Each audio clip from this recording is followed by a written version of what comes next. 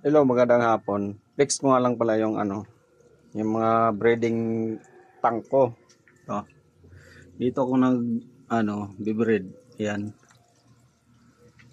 Ayan yung mga ko na doon. Naman yan nasa 20 female sa baba. Tapos yung male 10. Tapos dito naman sa taas, ayan. Ayan sila Ayan. Relax na relax. Punta yan doon. Bali ang laman naman ito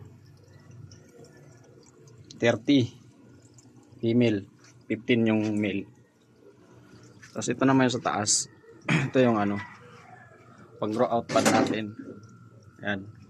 Tapos ito yung 4x8 natin, pang grow out pan din yan. Ayan. Tapos ito yung hatchery natin. Ayan yung buntis. Ayan. Tapos ayan. Yan yung mga hatchery natin yan. Pang hatch lang yan. Tapos kabila. Ito. Yan yung itsura ng backyard natin, mga ka-crayfish dahil sa bahay lang ito mga krillings. Ayan. Ito po sa baba. Nagdadrive nga pala niya. Ito lang. Yan. Nag-iisang motor lang yan. 16.